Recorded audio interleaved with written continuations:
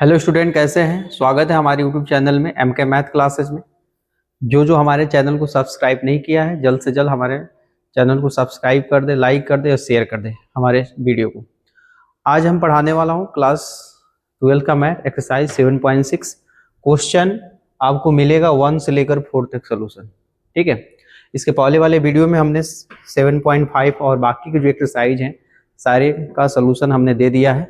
Step by step आप देख सकते हो प्लेलिस्ट में जाके। ठीक है, तो आज हम लोग स्टार्ट करेंगे एक्सरसाइज 7.6 का क्वेश्चन नंबर 1, 2, 3 और 4। ठीक है, स्टार्ट करने से पहले हम लोग को कुछ जानना पड़ेगा, क्योंकि एक्सरसाइज 7.6 में कुछ बेसिक चीज है, बेसिक कंसेप्ट है जो आपको सीखना पड़ेगा। जैसे कि बहुत सारे टीचर बताते हैं आइलेट होता क्या है। आइलेट सब लोग कहते हैं कि याद कर लो, क्योंकि आइलेट के बिना ये लग नहीं पाएगा। ठीक है, तो आइलेट जो कंसेप्ट है, जैसे यहाँ लिखा है आइलेट, आई का मतलब होता है इनवर्स, एल का मतलब होता है लॉगरिथम, ए का मतलब अलजेब्रा, टी का मतलब ट्रिग्नोमेट्री और ई का मतलब एक्सपोनेंशियल।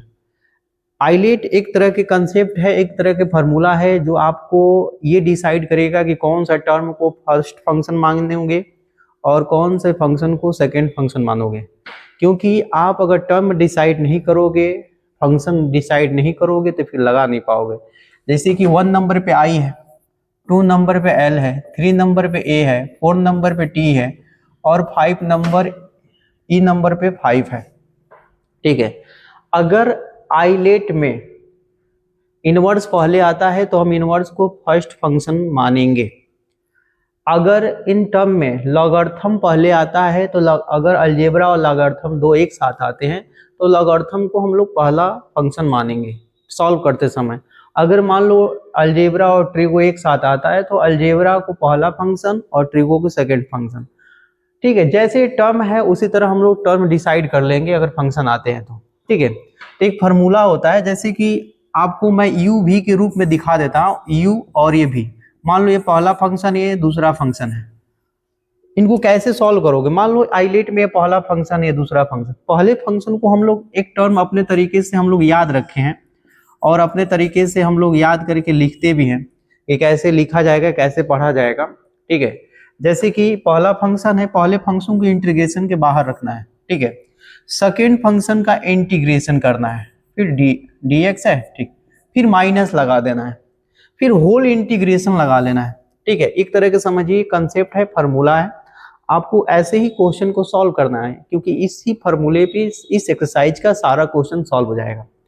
तो हमने क्या किया, पहले फंक्शन को इंटीग्रेशन को बाहर इंटीग्रेशन के बाहर लिखा, दूसरे फंक्शन का इंटीग्रेशन किया, फिर dx लगा दिया, फिर माइनस होल इंटीग्रेशन, फिर हमने क्या किया, फिर ब्रैकेट लगाएंगे और जो पहला फंक्शन लेट किए हैं यानी माने हैं उसका आप डिफरेंशिएशन कर दीजिए।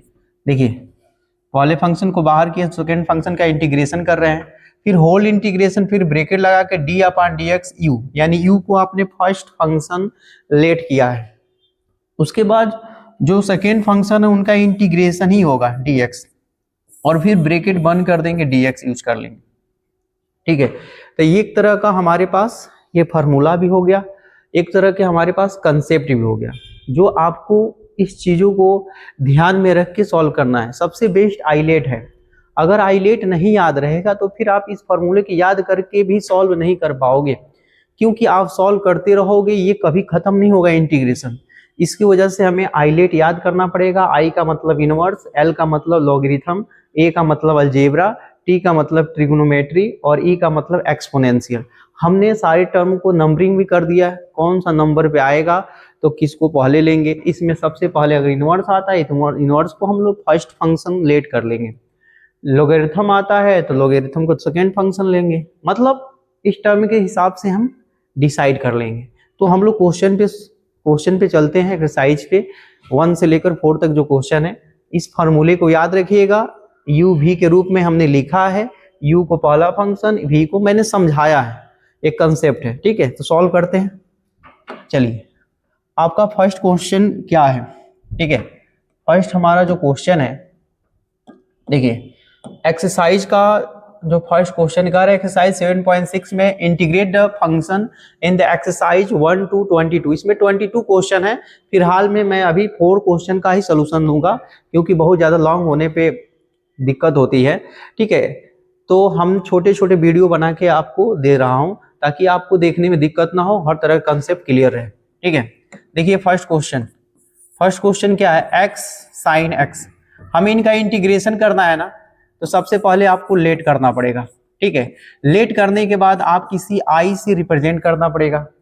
फिर यहाँ पे एक्स साइन एक्स, हम हर फॉर्मूले में हर एक क्वेश्चन में आपको आईलेट याद दिलाऊंगा इसमें, क्योंकि बिना आईलेट के आप सॉल्व नहीं कर पाओगे।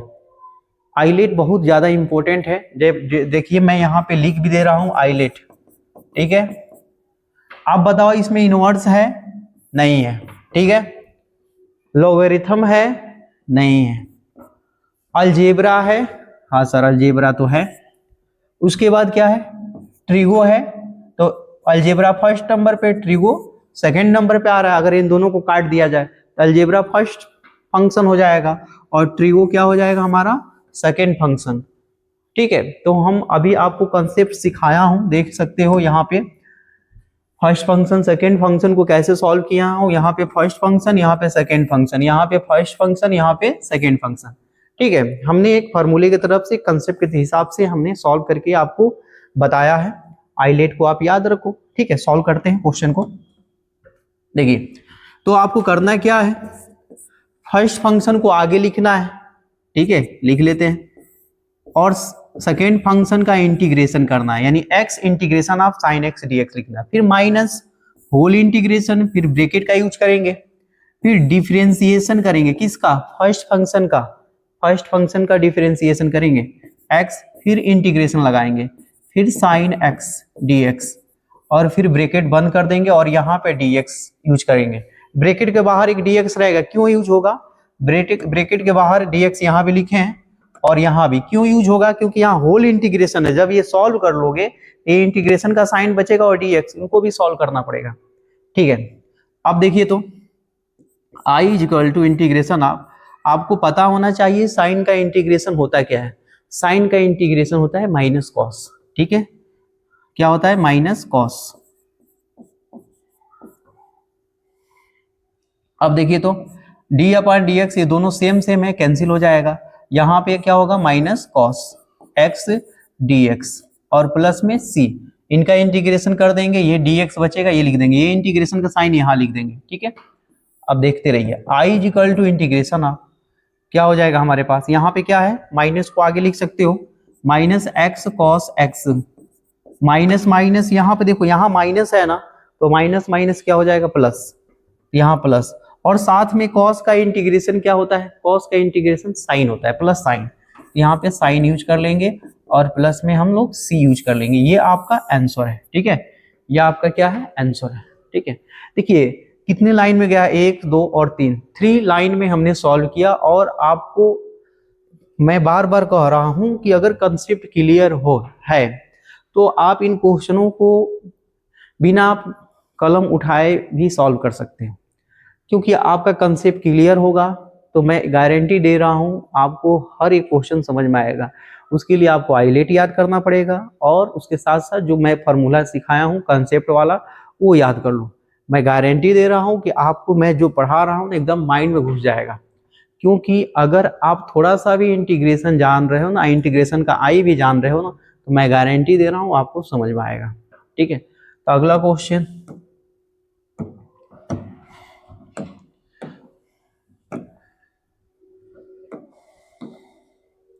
ठीक है, अगला क्वेश्चन क्या है, सेकंड वाला सेम क्वेश्चन है, बस यहाँ पे थोड़ा डिफरेंट है। ये है कि साइन के साथ कुछ कोफिशिएंट मल्टीप्लाई कर दिया गया है। यहाँ पे सिंगल x था, यहाँ पे 3x है। ठीक है, इनको भी हम लोग वैसे ही सॉल्व करेंगे। पहले हम लोग लेट करेंगे और इनको इंटीग्रेशन रिप्रेजेंट करेंगे। इंटीग्रेशन में i equal to integration of x sine x 3x into में dx। फिर मैं आई लेट लिख रहा हूं ताकि आपको एक चीज हमेशा याद रहे। ठीक है, इनवर्स है, आप देखो ध्यान से, इनवर्स है, इसमें इनवर्स नहीं है तो आप काट दो। लॉग है, लॉग नहीं है। अलजेब्रा है, हाँ अलजेब्रा है। फिर क्या है, ट्रिगो है, मतलब ये दोनों है, तो इन दोनों में फर्स्ट ये फंक्शन होगा, सेकेंड ये होगा। तो अलजेब्रे को फर्स्ट फंक्शन मान लो और ट्रिगो को सेकेंड फंक्शन। देखो कितना सिंपल है। उसके बाद करेंगे क्या, आपको फर्स्ट फंक्शन को आगे लिखना है इंटीग्रेशन के, I equal to x integration of sine 3x into में dx minus whole integration bracket के अंदर क्या हो जाएगा, d अपान में dx इंटू में x, फिर integration of sine 3x dx और फिर ब्रैकेट बंद कर देंगे। ठीक है, अब देखो तो i equal to x, sine का इंटीग्रेशन क्या होता है माइनस कॉस 3x, और आप इंटीग्रेशन शुरू से पढ़ते आ रहे हो कि अगर x में कोई भी टर्म का यानी कोई भी कांस्टेंट नंबर से मल्टीप्लाई हो हम डिनोमिनेटर में लिखेंगे। देखो डिनोमिनेटर में हमने लिख दिया और ये दोनों सेम है तो कैंसिल हो जाएगा। इंटीग्रेशन ऑफ साइन का क्या होगा माइनस कॉस 3x और अपान में 3 और dx है तो dx यूज कर लेंगे प्लस c कांस्टेंट हो जाएगा। ये इंटीग्रेशन कहाँ से आ रहा है, ये वाला है, ये दिख रहा है इंटीग्रेशन ये वाला, और ये dx कहाँ से आ रहा है, यहाँ है, ब्रैकेट के बाहर जो है ना उसको लेते हैं। बाकी की इनको तो हमने सॉल्व कर दिया, इसको भी सॉल्व कर दिया है। अब हमारे पास एक नया फंक्शन आ गया।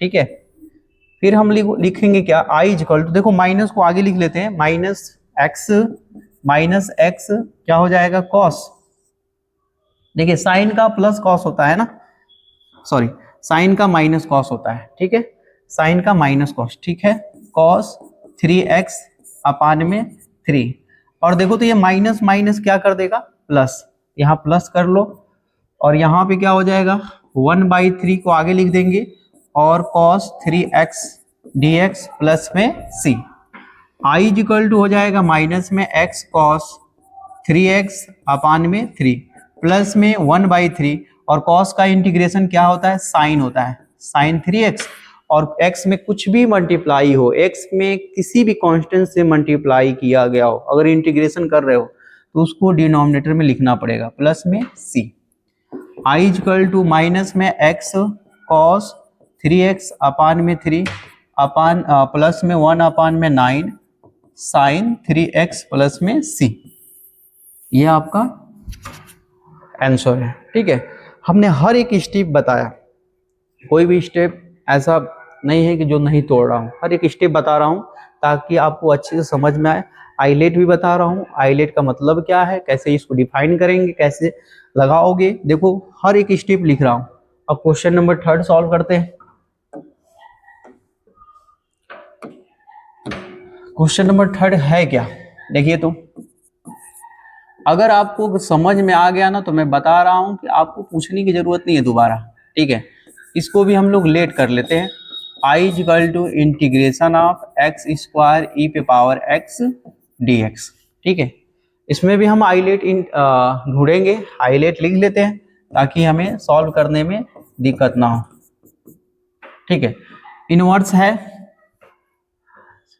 इनवर्स है, देखिए तो सर इनवर्स नहीं है, इनवर्स मतलब x पावर -1 -2 माइनस या साइन इनवर्स ऐसे कुछ भी है नहीं।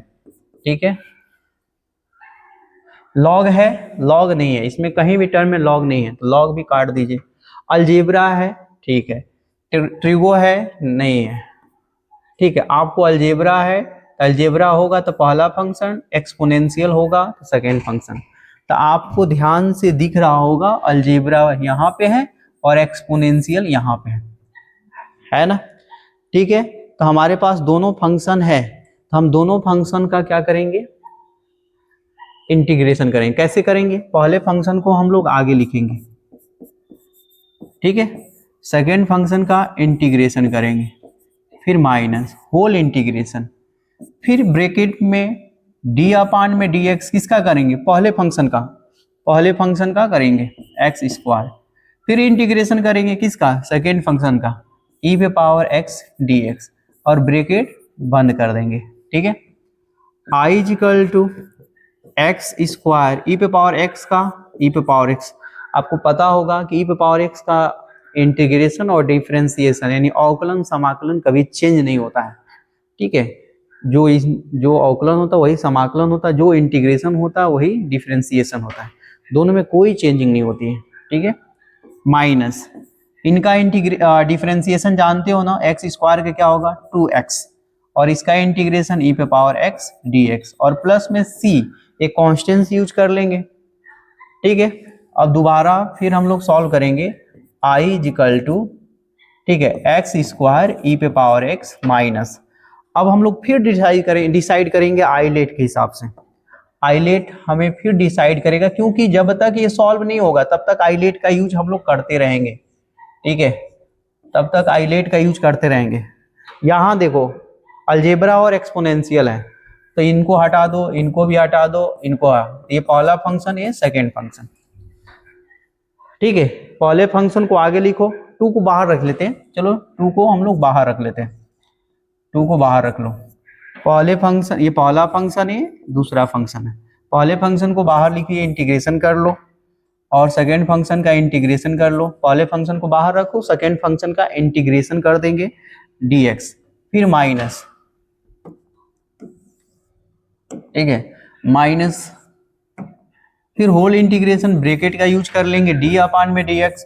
पहला जो फंक्शन है उसका हम लोग क्या करेंगे, डिफरेंशिएशन करेंगे, x है ना, x कर लेंगे, फिर इंटीग्रेशन e पे पावर x dx, और फिर ब्रैकेट बंद करेंगे dx, और फिर होल ब्रैकेट, और प्लस में हमारा c कांस्टेंट तो रहेगा ही। होल ब्रैकेट क्यों लगाए, यहाँ पे लगाए और वहां पे, देखते रहिए बस। i इक्वल टू क्या होगा, i equal to x square e पे पावर x माइनस में 2x, और ई पे पावर x का इंटीग्रेशन ई पे पावर x ही रहेगा। d upon d x cancel हो जाएगा, यहाँ माइनस है तो माइनस यूज करो, ई पे पावर x का इंटीग्रेशन ई पे पावर x ही रहेगा।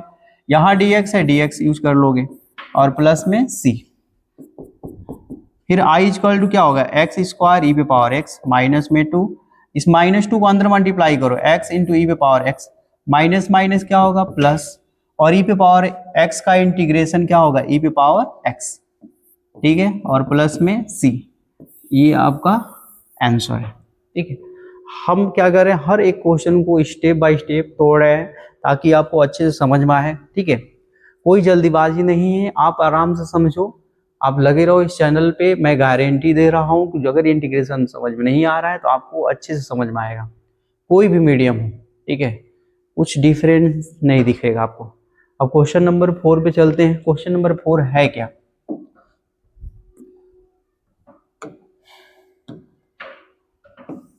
ठीक है, क्वेश्चन नंबर 4 आपका दिया x log x, लेट कर लेते हैं, i equal to integration of x log x, फिर आइलेट लिखिए। आइलेट के हिसाब से आपको दिख रहा होगा कि कौन सा पहले फंक्शन पड़ेगा, कौन सा बाद में।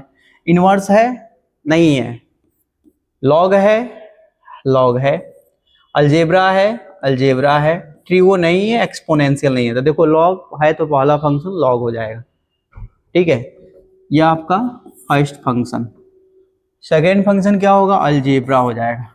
ठीक है, तो देखो तो i equal to log x को बाहर लिखिए और x का इंटीग्रेशन कीजिए, माइनस में whole integration d upon d x. First function का क्या करोगे, डिफरेंशिएशन लॉग x का, और फिर सेकेंड फंक्शन का क्या करोगे, इंटीग्रेशन dx, फिर ब्रैकेट बंद कर देंगे dx, और प्लस c यूज कर सकते हो, बाद में भी यूज कर सकते हो, आपकी मर्जी। i equal to log x, और x का इंटीग्रेशन क्या होता है, एक्स स्क्वायर अपान में 2 होता है, आप सभी को पता होगा। log x का डिफरेंशिएशन क्या होगा, 1 अपान x होता है।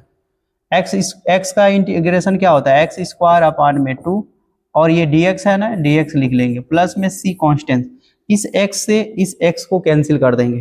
ठीक है, तो आपका आ क्या जाएगा, i इक्वल टू, यहाँ पे क्या होगा, एक्स स्क्वायर अपान 2 को पहले लिख लो, एक्स स्क्वायर अपान 2 को, और log x लिख लो, माइनस में यहाँ पे क्या होगा, देखिए 1/2 को आप बाहर लिख लो, इंटीग्रेशन आप यहाँ बचेगा x, क्योंकि x से 1x कट जाएगा यहाँ पे। ठीक है, बचेगा x इंटू में dx प्लस में c।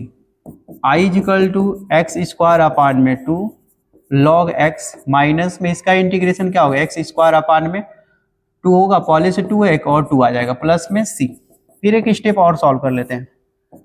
i इक्वल टू क्या हो जाएगा, एक्स स्क्वायर अपान में 2 log में x, माइनस में एक्स स्क्वायर अपान में 4, प्लस में c। ठीक है, ये आपका आंसर है। मैं बोला हूँ ना, हर एक स्टेप आपको तोड़ूंगा, एकदम अच्छे से मैं समझाऊंगा, आप गारंटी दे रहा हूँ। आप बस इस वीडियो पर लगे रहो, हमारे चैनल को ज़्यादा से ज़्यादा शेयर करते